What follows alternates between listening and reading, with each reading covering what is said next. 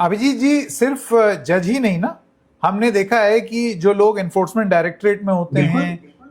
उनको भी अभी आप सीट बंगाल मिल का जाती है। बंगाल का एग्जांपल ले लीजिए। बंगाल में 90 लाख वोट डिलीट हुए। मैं देख रहा था कि ये 90 लाख वोटर 11% बनते हैं रजिस्टर्ड वोटर से, जो पिछली बार इलेक्शन में थे। और इलेक्शन और विनिंग मार्जिन जो टीएमसी और बीजेपी के बीच में जो लास्ट इलेक्शन में था वो 10% का था। जब 10% मार्जिन होता है, उसमें से आप 11% डिलीट करते हो, तो आपने नतीजा तो पहले ही फिक्स कर लिया। और चलो मैं एक टाइम के लिए मैं मान भी लेता हूं कि वोट डिलीशन का और बीजेपी का कोई लेना देना नहीं है। इसी बहुत ही इंडिपेंडेंट बॉडी है, वो अपनी तरफ से कर रही है और वो सब कुछ सही तरीके से कर रही है, ये मैं मान लेता हूं। लेकिन एक मैं पैटर्न देख रहा हूं फिर। बंगाल में वोट डिलीट होते हैं, ममता बनर्जी हार जाती है। तमिलनाडु में वोट डिलीट होते हैं, एमके स्टालिन हार जाते हैं।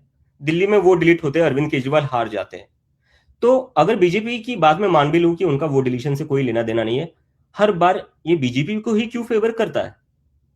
हर बार तो नहीं फेवर हो सकता है ना। महाराष्ट्र में, मैं महाराष्ट्र से आता हूं, मैं महाराष्ट्र के संभाजीनगर जिसको आज कहा जाता है, वहां से आता हूं। महाराष्ट्र में बीजेपी की जब पीक मोदी वेव थी 2014 एंड 2019, उसमें भी संकेत वो 100 सीटें क्रॉस नहीं कर पाए थे, वो भी शिवसेना जैसे स्ट्रांग पार्टी अलायंस में होने के बाद भी। और होता क्या है, 2024 के चुनाव में महाराष्ट्र में बहुत ही नाराजगी थी, ये मैंने खुद देखा। मैं खुद तब अपने घर पर था, मैंने देखी लोगों की बहुत नाराजगी थी। 2024 के चुनाव में बीजेपी को महज 9 सीटें मिलती है लोकसभा में। 5 महीने बाद विधानसभा चुनाव होते हैं, 6 महीने बाद, उसमें बीजेपी 132 सीटें लेकर आती है, जो मोदी के पीक वेव पर भी वो लेकर नहीं आए थे।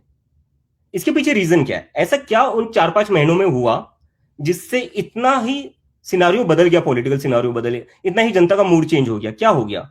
वही नेता थे, वही पार्टी थी, कोई नया मुद्दा था नहीं। तो what is the logical explanation to this? इसका कोई लॉजिकल एक्सप्लेनेशन है तो डेफिनेटली मैं सुनना चाहूंगा।